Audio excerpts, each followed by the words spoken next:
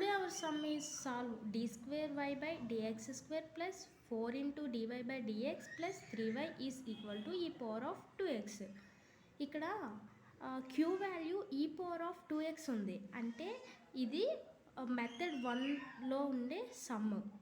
So దీన్ని ఎలా solve చేయాలి అంటే, first of all given differential equation is అని చెప్పేసి ఇచ్చిన క్వశ్చన్ అయితే నోట్ చేసుకోవాలి. నోట్ చేసేసుకున్నాను. నోట్ చేసేసుకొని ఈ క్వశ్చన్ని ఈక్వేషన్ 1గా కన్సిడర్ చేసుకోవాలి. సో కన్సిడర్ చేసేసాను. దీనికి ఆపరేటర్ ఫామ్ని రాయాలి. కాబట్టి ఆపరేటర్ ఫామ్ ఏమొస్తుంది, D square y by dx square ఉంది కాబట్టి క్యాపిటల్ డి స్క్వేర్ ప్లస్ 4 ఉంది కాబట్టి 4 డివై బై డిఎక్స్ అంటే క్యాపిటల్ డి ప్లస్ 3 వై రాయాలి కాబట్టి y is equal to e power of 2x.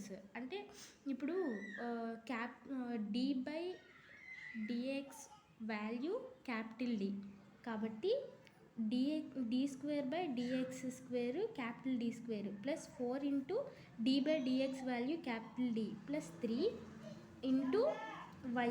ప్రతిదానికి ప్రతి టర్మ్లో వై కామన్గా ఉంది కదా ఈ మొత్తం టర్మ్లో. సో హోల్ బ్రాకెట్ పెట్టేసి y ఈజ్ ఈక్వల్ టు ఇచ్చిన Q value e power of 2x. దీన్ని సో ఈ ఆపరేటర్ ఫామ్లో ఉన్న ఈ ఈక్వేషన్ బేస్ చేసుకొని యాక్సిలరీ ఈక్వేషన్ని ఫైండ్ చేయాలి. అంతకంటే ముందు ఇప్పుడు ఇది ఏ ఫామ్లో ఉంది, F of D into y, ఆ ఫామ్లోనే ఉంది కదా. So where F of D equals to, అంటే ఈ టర్మ్ని ఎఫ్ ఆఫ్ డిగా తీసుకుంటాం కదా ఈ టర్మ్ని. So where F of D is equals to D square plus 4d plus 3, ఈ టర్మ్ని క్యూగా కన్సిడర్ చేస్తాం కాబట్టి Q is equals to e power of 2x. అయితే ఈ టర్మ్ని బేస్ చేసుకొని ఎఫ్ ఆఫ్ డీని బేస్ చేసుకొని యాక్సిలరీ ఈక్వేషన్ కడతాం కదా.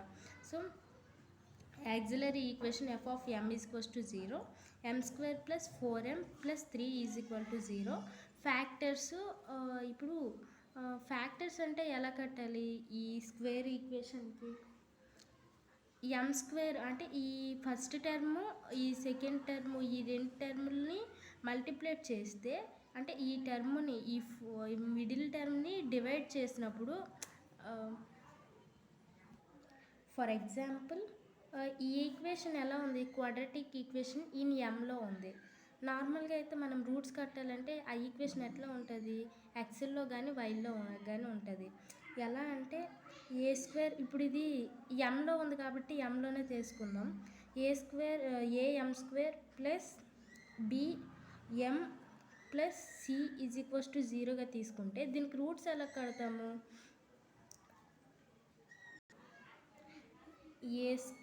ఏఎం స్క్వేర్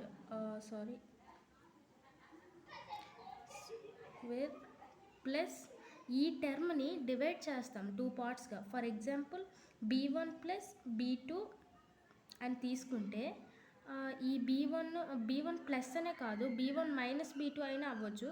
కానీ b1 b2 అనే అంటే ఈ వాల్యూ b కాబట్టి దీన్ని ఒక 2 టర్మ్స్గా సపరేట్ చేస్తే bలే వస్తాయి కదా.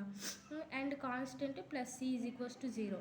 అంటే ఈ 2 టర్మ్లు యాడ్ చేస్తే ఈ టర్మ్ రావాలి. ఈ 2 టర్మ్లు మల్టిప్లికేషన్ చేస్తే ఈ టర్ము మల్టిప్లికేట్ చేస్తే ఎంత వస్తుందో ఆ వాల్యూ రావాలి. అర్థమైందా? సో ఇలా రూట్స్ కట్టాలి. అలా చూసుకుంటే ఇది ఏ ఫామ్లో ఉంది, m square plus 4m plus 3 is equals to 0 అంటే ఈ టర్మ్ని ఎలా విడదీయచ్చు, m ప్లస్ 3mగా విడదీయచ్చు. సో m ప్లస్ 3m అంటే 3mకి ఒక m కలిపితే 4m వస్తుంది కదా. అండ్ m స్క్వేర్ ఇంటూ 3 అంటే 3m square, m into 3m అంటే 3m స్క్వేరే వస్తుంది కదా. సో ఇది ఎలిజిబుల్ అవుద్ది రూట్స్ కట్టడానికి. సో అలా తీసుకుంటే ఇక్కడ ఈ టర్మ్లో m కామన్ తీయచ్చు కదా, m కామన్గా ఉంది కాబట్టి m కామన్ తీసాను. m కామన్ తీస్తే m స్క్వేర్లో ఒక m ఉంటుంది కాబట్టి m ప్లస్ m కామన్ తీసాను కాబట్టి 1 ప్లస్ ఇక్కడ కామన్ తీయగా ఏ టర్మ్ వచ్చిందో ఇక్కడ కూడా అదే టర్మ్ రావాలి కాబట్టి ఇక్కడ m ప్లస్ 1 కామన్ తీయాలి అంటే ఇక్కడ 3 కామన్గా ఉంది కాబట్టి 3 తీసాను ఈజ్ ఈక్వల్ టు 0. ఈ m ప్లస్ 1కి ఈ m ప్లస్ 3కి 2 టర్మ్స్గా డివైడ్ చేసి వాటికి 0తో ఈక్వల్ చేశాను. ఈక్వల్ చేస్తే ఎంకి 2 వాల్యూలు వచ్చాయి. సో దాన్ని బట్టి వైసీ ఎలా రాయొచ్చు? ఎం తాలూకు వాల్యూలు 2 వచ్చాయి అంటే ఎం is equals to M1 M2 కదా. అంటే M1 వాల్యూ -1 అనుకుంటే M2 వాల్యూ -3 అనుకుంటే మనకి ఫార్ములా ఉంది కదా, ఆ ఫార్ములా బట్టి ఎలా రాయొచ్చు వైసీ వాల్యూ? దానికి అంటే బేసిక్ సమ్స్లో జనరల్ సొల్యూషన్ అంటారు. ఇప్పుడు ఇందులో మాత్రం ఈ సమ్స్లో మాత్రం వైసీ అంటాము. సో వైసీ వాల్యూ ఎలా రాయొచ్చు? C1 e పవర్ ఆఫ్ అంటే ఫార్ములా ఏంటి? M1x plus C2 e power of M2x. ఆ ఫార్ములాని బేస్ చేసుకుంటే C1 e పవర్ ఆఫ్ అంటే ఇవి ఫస్ట్ ఆఫ్ ఆల్ ఇవి ఆర్డర్లోకి తెచ్చుకోవాలి రూట్స్. ఇప్పుడు నేను ముందు -1 ఉంది కదా, -1 రాసేస్తాను అంటే అలా అవ్వదు. ఇప్పుడు -1 పెద్దదా -3 పెద్దదా? -1 కదా పెద్దది. సో -3 చిన్నది కాబట్టి మనం చిన్న నుంచి పెద్దకు రాసుకోవాలి రూట్స్. కాబట్టి C1 e పవర్ ఆఫ్ -3 అంటే -3ని M1గా తీసుకుంటే e పవర్ ఆఫ్ M1x అంటే -3x plus C2 into e power of M2x అంటే M2 అంటే -1. So -1 into x -x. And y c value ఇలా మనం ఫైండ్ చేసేసాము. ఇప్పుడు మనం వైపీ వాల్యూని ఫైండ్ చేద్దాము. మెథడ్ 1లో y p value 1/f of d into క్యూగా ఫైండ్ చేస్తాము. సో 1/f ఆఫ్ d అంటే వాల్యూ ఎంత? ఈ value f of d. So 1/f of d value వేసేసాము. అండ్ క్యూ వాల్యూ అంటే ముందే మనం అనుకున్నాం కదా e పవర్ ఆఫ్ 2x అని. So e power of 2x ఆ వాల్యూ కూడా వేసేసాను.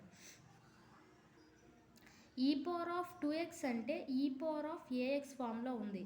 అంటే a వాల్యూ 2 ఉంది, అంటే ఇది 0కి ఈక్వల్ కాదు. సో ముందు చెప్పిన ఫార్ములా బట్టి yp is equals to 1/f of d into e power of ax ఈ ఫార్ములా మనకు వచ్చింది. సో ఆ ఫార్ములా బట్టి 1/f of a into e power of ax where f of a not equal to 0.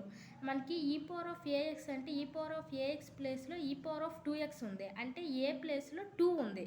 So 2 అనేది 0కి equal కాదు కాబట్టి 1/f of a into e power of axని ఫైండ్ చేస్తాం. అంటే 1/f of a into e power of axని ఎలా find చేయాలి? ఈ d ప్లేస్లో ఏని సబ్స్టిట్యూట్ చేసేయడమే. కాబట్టి ఇక్కడ 1/f ఆఫ్ dలో ఈ వాల్యూ ఉంది కదా. సో ఈ టర్మ్లో ఈ ఏ వాల్యూని వేసేయడమే. ఏ వాల్యూ ఎంత వచ్చింది? 2 వచ్చింది కాబట్టి d ప్లేస్లో వేసేసాను. d² అంటే 2² ప్లస్ 4d అంటే 4 ఇంటూ 2 ప్లస్ 3 2² అంటే 4 4 ఇంటూ 2 అంటే 8 plus 3 into e power of 2x 4 plus 8 12 12 plus 3 15. So 1/15 into e power of 2x. So y p value ఏమొచ్చింది? 1/15 into e power of 2x వచ్చింది. జనరల్ సొల్యూషన్ ఏంటి?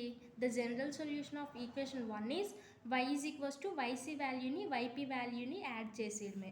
So y is equals to మనకి y c ఎంత వచ్చింది? C1 e power of -3x plus C2 e power of -x వచ్చింది. And y p value 1/15 into e power of 2x వచ్చింది. కాబట్టి ఆ 2 వాల్యూస్ని యాడ్ చేసేసి జనరల్ సొల్యూషన్ రాసేయడమే. This is the final answer.